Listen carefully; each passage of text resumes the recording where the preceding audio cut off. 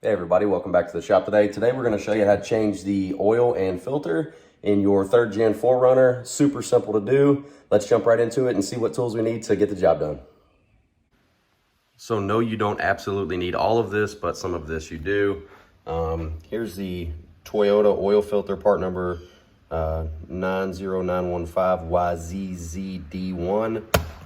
Pick this up at Walmart, and just 5.2 quarts of 5W30 oil of your choice. That's just what they happen to have. You will need a 14 millimeter socket to get your oil drain plug off, a 3/8 ratchet or 1/2 inch, whatever you have, some gloves if that's your thing. May or may not need an oil filter wrench. It's a little bit tight to get into on the 3rd gens. Strap wrenches are kind of hard to do. Maybe if you have one that twists like that might be better, but I think we're going to be able to get it off by hand.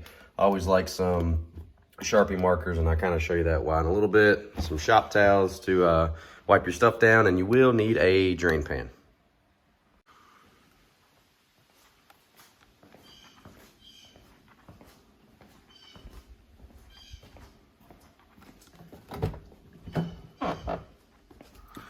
Pop the hood.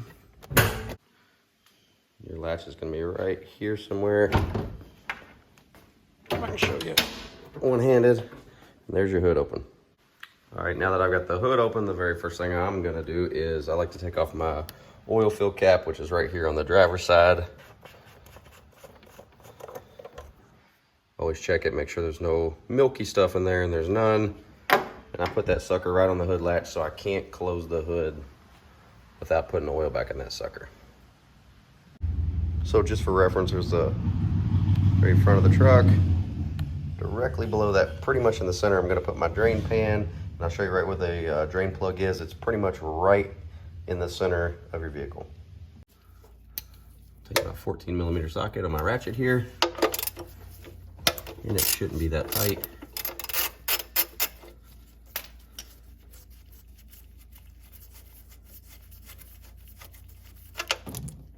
And there you go. Just let that drain, and we'll come back to that in a second. So right here is your 14 millimeter drain plug, and then directly below that, of course, I have my drain pan. It's not angled, it will shoot straight down in, so just make sure your valve and stuff is open. You're gonna kick out about 5 quarts. So let's use a 14 millimeter and get that off. It took right at 2 minutes for me to get where I'm just dripping.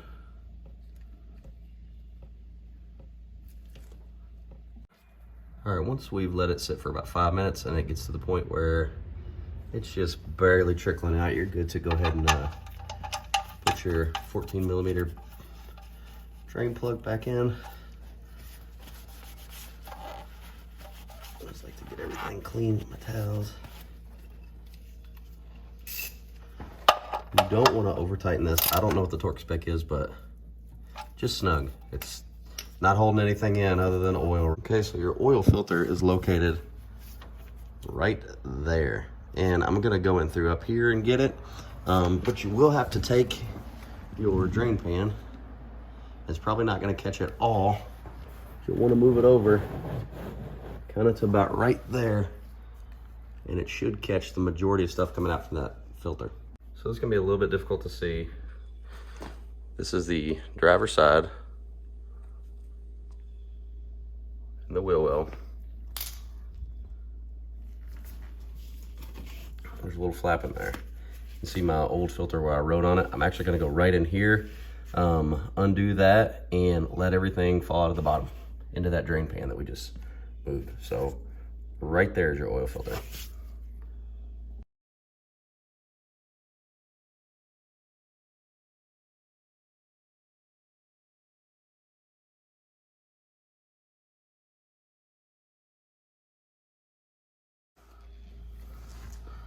Oil filter removed. Now that drain pan where it's at, that was almost the perfect spot to catch almost everything. I did end up using these.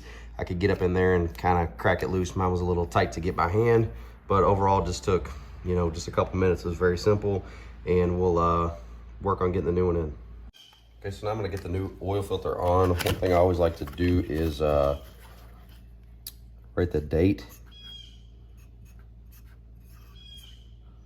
and the mileage.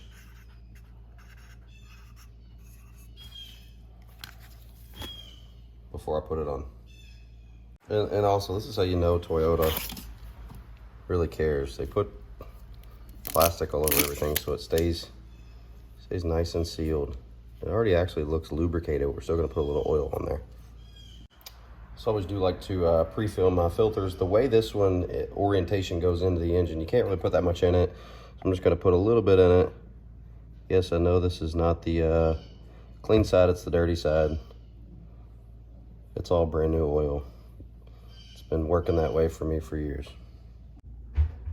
Okay, it's kind of hard to see, but right up in here is where the filter is gonna go back on. I'm gonna go back from the outside and screw it straight on. So it's really difficult to see, but there's your new filter. Not the worst thing in the world, but it's kind of a pain. Here it is from the outside wheel well there.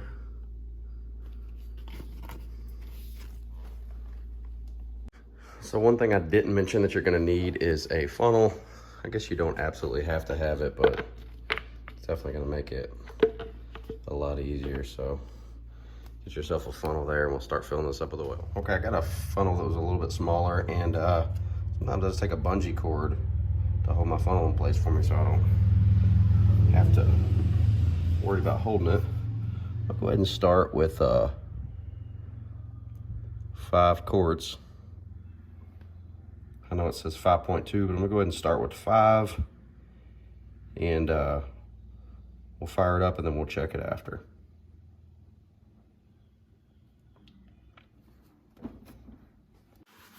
Okay, we have 5 quarts in there. Loosen up my bungee.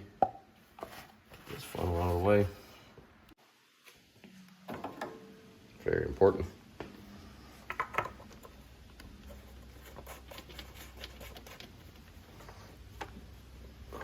All right, got your oil cap back on. Let's fire it up.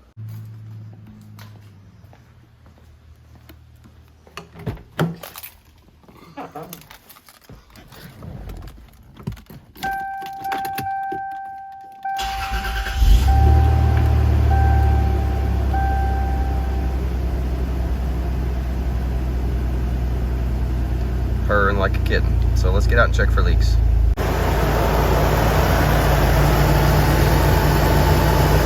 Like anything's leaking down there.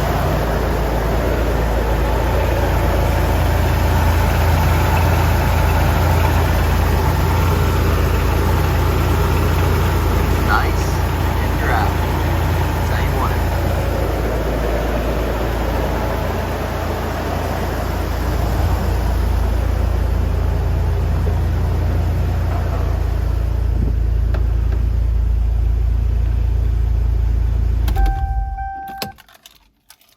So one of the couple of the things that I like to do is I like to write everything down in my book, the mileage, the part numbers, quantities, etc. Then you can keep that for your records. And I also like to just write it here, and I'll just replace it. And it's also my reminder to check my air filter. All in all, not super dirty, but there's a little bit of crap in it. I knocked it out, so I'll put that on the list of things that need to be replaced.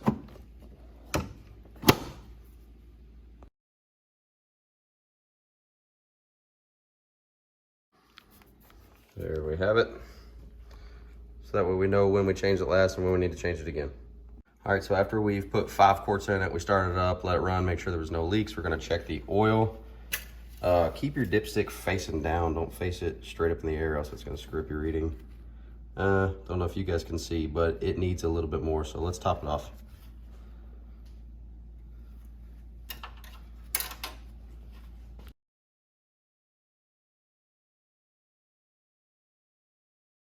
All right, we're all topped off. Mental checklist, just make sure your cap's back on, make sure your dipstick is back in, your oil drain plug, and make sure your filter's tight, and that you have got underneath this thing checked for leaks, we have none, and that you fired it up and everything looks and sounds normal.